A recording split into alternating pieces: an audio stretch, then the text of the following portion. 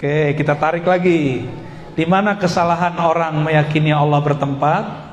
Kesalahannya pada filsafat materialis yang mereka anut.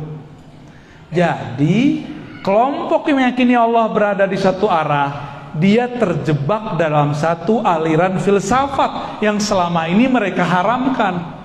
Nama filsafatnya falsafah madiyah. Apa artinya?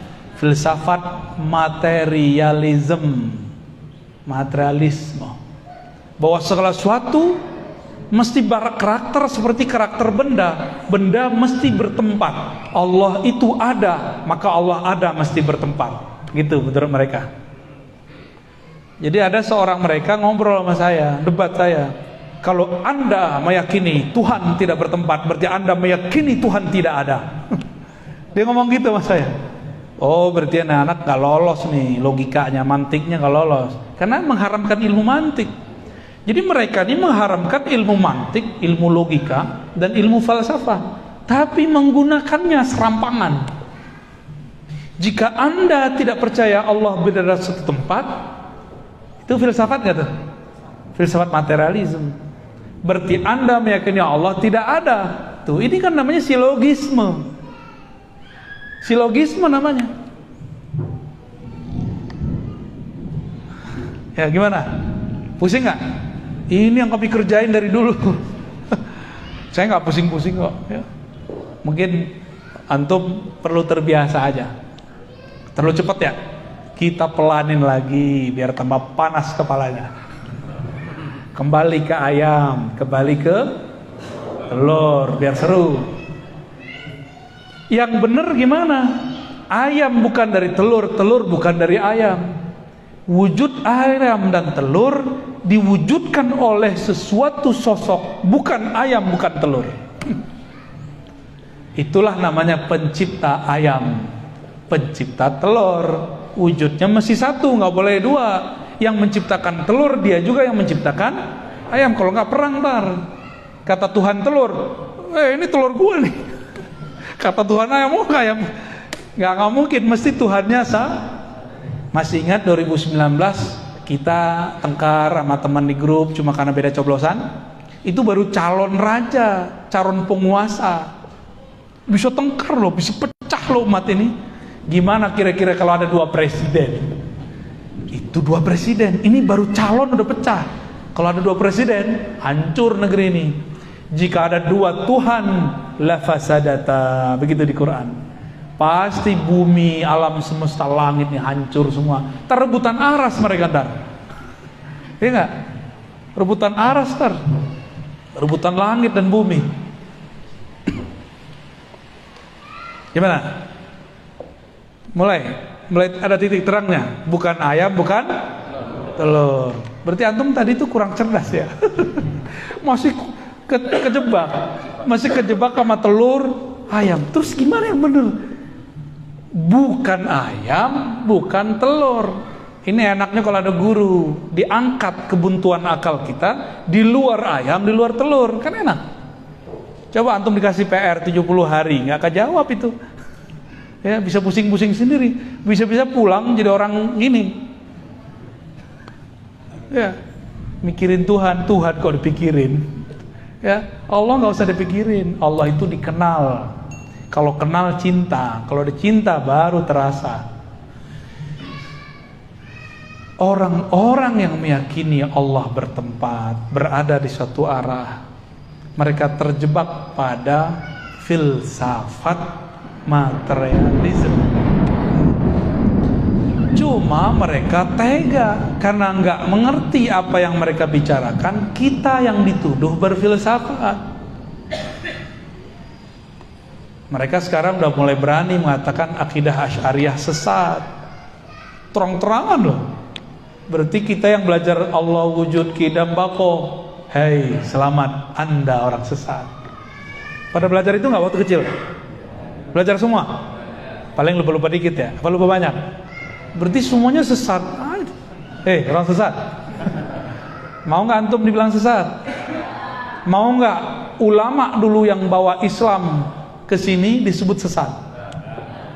Kiai-kiai kita dibilang sesat. Mau nggak? Ridho nggak? Mereka pendatang baru berani-berani bilang kita sesat. Loh kok Ustadz berani begitu? Loh mereka berani sama kita, masa kita nggak berani?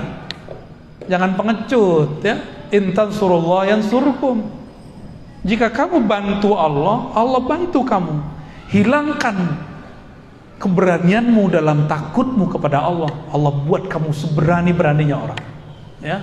Tapi jangan konyol juga ya. Ya pakai ilmu lah. Jangan pakai emosi. Pakai akal, kolbu. Itulah dalil yang kuat. Al-Quran itu kan turunnya ke kolbu. Turunnya ke kolbu. Maka orang baca Quran tidak dengan kolbu, dia akan kemana-mana nggak jelas.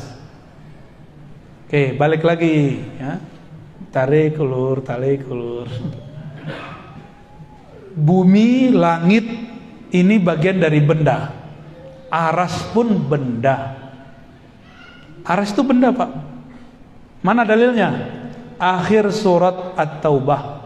Wa huwa rabbul arsyil azim. Dialah Rabb pencipta aras yang besar ukurannya, mencakup langit dan bumi. Rabbu artinya pencipta. Kalau Rabbun di bawahnya benda atau karakter benda. Maka Allah lah yang menciptakan aras. Berarti aras benda bukan? Disebut benda besar, benda azim. Kelompok mereka mengharamkan satu keyakinan namanya ittihad dan hulul. Allah menempati benda. Tapi mereka meyakini Allah menempati aras. Main-main gak tuh namanya? Itu akibat filsafat materialisme, diambil separuh, dibuang separuh. Allah itu bukan benda. Mungkinkah masuk ke dalam benda? Mungkin gak? Ini benda bukan? Di dalamnya ada apa? Ada air. Air itu juga jisim, benda juga ini, tapi benda halus. Sedangkan gelas ini, kaca ini benda kasar. Karena sesama benda, dia bisanya masuk. Allah bukanlah benda, tapi pencipta benda. Pantaskah orang berpikir Allah ini nempel pada benda, menempati benda? Pantas nggak? Mulai connect. Ketika ada hadis menyebutkan Allah turun sepertiga malam terakhir ke langit dunia, ila sama'id dunia, turun. Kalau sudah faham Allah bukan benda, turunnya turun apa? Kalau turun benda, kita kalau dari atas ke bawah turun pakai tangga kan, berpindah nggak? Maka turunnya benda itu berpindah. Saya mau tanya, Allah turun berpindah nggak? Nah inilah lucunya imam-imam yang tadi itu, imam-imam yang mereka terjebak kepada filsafat materialisme. Apa kata imam pendahulu mereka? Di saat Allah turun sepertiga malam terakhir, aras kosong. Debat lagi satu lagi, oh tidak, saat Allah turun, Allah tidak meninggalkan aras. Oh gimana caranya? Berarti ada dua wujud, ada satu wujud di dua tempat. Gawat gak? Antum ada di dua tempat di waktu yang bersamaan. Masuk akal gak? Afala taqilun. Apakah kamu tidak pakai akal yang sehat? Berdebat, dikira ini debat fikih kali ya. Ini bukan bab fikih, nggak boleh khilafiyah di bab ini. Tapi mereka meletakkan perkara akidah di bab fikih. Maka mereka sedang mempermainkan Allah Subhanahu wa taala dengan pemahaman yang rendah itu. Lalu datanglah imamnya belakangan, betul, menggabungkan dua pendapat itu. Dan dia pakai pendapat yang kedua, Allah berpindah dari atas ke bawah, hakiki zatnya yang pindah. Tuh lebih parah lagi ada kalimat zatnya. Zatnya Allah pindah dari aras ke langit dunia tanpa mengosongkan aras. Ambigu nggak? Jadi ambigu. Ternyata mazhab dia filsafat ambiguism. Apa itu? Dia ngomong Allah itu bukan jisim, tapi Allah itu tidak disebut jisim, juga tidak disebut tidak jisim. Pusing gak antum? Aneh ulangin. Allah bukanlah jisim, tapi juga bukan tidak jisim. Tuh, maksudnya apa? Tidak jisim, tapi juga bukan tidak jisim. Maksudnya apa tuh? Berarti Allah ini sosok yang lain. Jadi ternyata ini imam namanya Ibnu Taimiyah mentok dia. Allah jisim. Kalau jisim pindah-pindah. Tapi kan kalau Allah pindah aras sama siapa? Kalau berpindah dia jisim kosong. Oh berarti Allah itu bukanlah jisim, tapi juga bukan tidak jisim. Digabunglah itu. Namanya jam'u bainal mutataddain. Menggabungkan dua hal yang kontradiksi. Itu adalah puncak kekacauan filsafat. Berarti dia berfilsafat ya? Itulah yang jadi akidah yang antum selama ini galaukan. Masih mau ikut akidah begitu? Akidah yang mengambil filsafat materialisme tapi membatalkan materialisme. Buat lagi jisim tapi bukan jisim. Enggak disebut jisim tapi juga tidak disebut tidak jisim. Kacau itu ya. Itu kitabnya sendiri, nggak sanggup dibaca oleh pengikutnya. Judul kitabnya nanti antum cari ya kalau berani. Dar'u ta'arud bainal aqli wan naql.